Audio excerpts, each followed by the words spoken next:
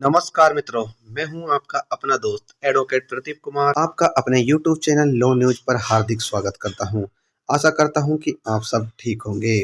दोस्तों, आज हम बात करने जा रहे हैं हिंदू मैरिज एक्ट 1955 अर्थात हिंदू विवाह अधिनियम 1955 के बारे में।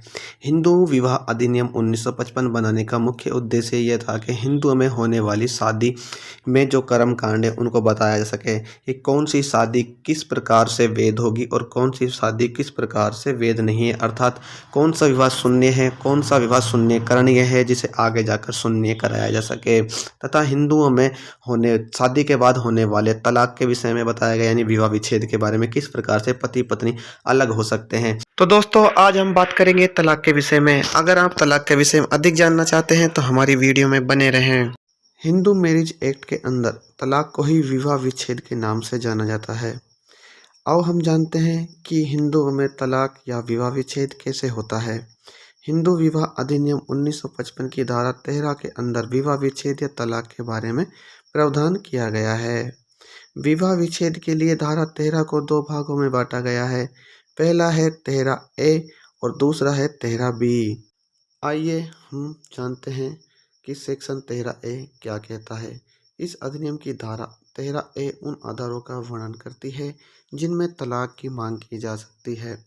हालांकि असाधारण परिस्थितियों को छोड़कर तलाक की याचिका केवल शादी के 1 साल बाद ही पेश की जा सकती है, अर्थात कम से कम शादी को 1 साल हुआ होना जरूरी है अगर आप तलाक की याचिका कोर्ट में पेश करना चाहते हैं।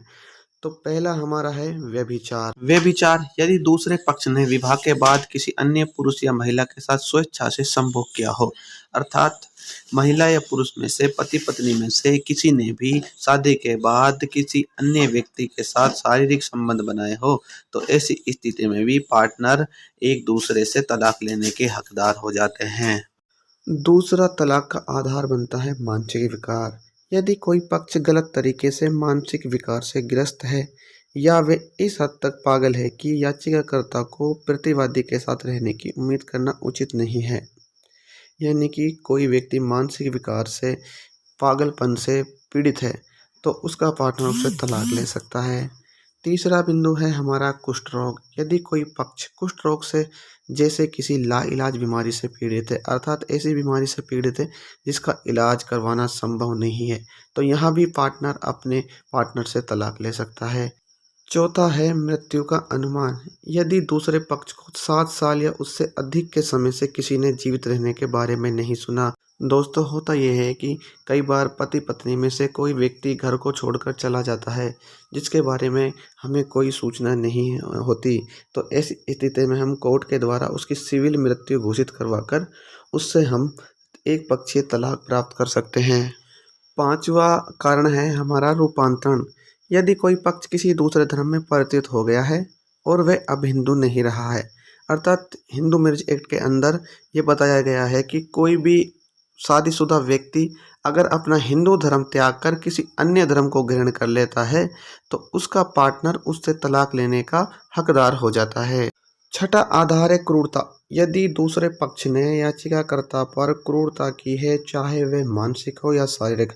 दोस्तों, क्रूरता से अर्थ है कि लड़ाई झगड़ा, मानसिक टॉर्चर करना, परेशान करना, पिटाई करना, हाथ उठाना आदि अगर इस तरह की समस्याएं हैं तो भी पार्टनर अपने पति या पत्नी से तलाक ले सकता है। सातवां कारण है निर्जनता। यदि दूसरे पक्ष ने याचिकाकर्ता को परेशान करते हुए 2 वर्ष से कम अवधि तक निर्जन किया हो, अर्थात ऐसी स्थिति जहां पति पत्नी एक दूसरे को परेशान करते हुए अलग रहने का फैसला किया हो, तो वहां भी पति या पत्नी में से तलाक ले सकते हैं। आठवां आधार है हमारा रोग।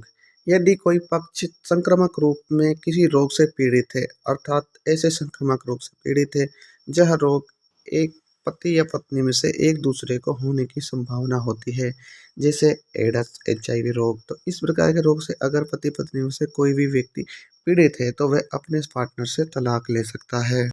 नवा आधार है त्याग। यदि किसी पक्ष ने दुनिया का त्याग कर दिया है और एक धार्मिक व्यवस्था में प्रवेश कर लिया है, अर्थात ऐसी व्यवस्था जहां पति पत्नी में से कोई भी पार्टनर या व्यक्ति ऐसी व्यवस्था में प्रवेश कर ले जैसे कि वो साधु बन जाए, संत बन जाए, अपने गृहस्थ जीवन को त्याग दे, तो वह ऐसी स्थिति में याचिकाकर्ता अपने पार्टनर से तलाक लेने का हकदार बन जाता है। तो दोस्तों अब आपने जाना सेक्शन 13A के अंदर किस प्रकार से विवाह विच्छेद या तलाक लिया जा सकता है।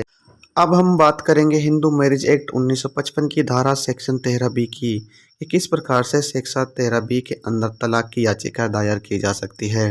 तो दोस्तों सेक्शन 13B सहमति से तलाक के विषय में बताती है, अर्थात दोनों पति पत्नियां मिलकर के किस प्रकार से सहमति से तलाक की याचिका कोर्ट में डाल सकते हैं। सेक्शन 13B के अंदर डाली गई तलाक की याचिका कोर्ट में दोनों पति पत्नियों को मिलकर डालनी होती है। याचिका में पति पत्नी दोनों को बताना होता है कि वो तलाक क्यों चाहते हैं, जैसे कि अब उनके बीच में नहीं बन रही है, आपस में बहुत ज़्यादा लड़ाई झगड़ा रहते हैं और अब दोनों का एक छत के नीचे रहना संभव नहीं है, इसलिए अब हम दोनों तलाक चाहते हैं। तो ऐसी घोषणाएं, ऐसी बातें याचिका में बतानी होती है तथा पत्नी को यह भी बताना होता है कि मैंने अब अपना संपूर्ण भरण पोषण प्राप्त कर लिया है, अब मैं मेरे पति से किसी प्रकार का भरण पोषण प्राप्त करने की हकदार नहीं हूँ। अगर वो समझौता किसी समझौते के माध्यम से हुआ है तो उस समझौते की कॉपी भी कोर्ट में पेश करनी होती है। उसके बाद कोर्ट अगर संतुष्ट होता है तो उन्हें 6 माह का समय दे देता है। 6 माह के समय के बाद पति पत्नियों को दोनों को बुलाया कोर्ट में जाता है और उनसे पूछा जाता है कि क्या अब भी तुम तलाक चाहते हो। अगर पति पत्नी दोनों सहमति जाहिर कर देते हैं कि हमें तलाक चाहिए, तो ऐसी स्थिति में कोर्ट उन्हें विवाह विच्छेद की डिग्री प्रदान कर देता है और उनका तलाक हो जाता है। तो दोस्तों अब आप समझ गए होंगे कि सेक्शन 13A और सेक्शन 13B में क्या अंतर है और सेक्शन 13A के अंदर किस प्रकार से तलाक लिया जा सकता है और सेक्शन B के अंदर किस प्रकार से तलाक लिया जा सकता है। तो दोस्तों अभी तक आपने अगर मेरा चैनल लाइक एंड सब्सक्राइब नहीं किया है तो कर दीजिए। अगर आप अगली वीडियो के माध्यम से यह जानना चाहते हैं कि कौन सा विवाह शून्य होता है और कौन सा विवाह शून्य करणीय होता है तो कृपया कमेंट बॉक्स में ज़रूर लिखें। धन्यवाद।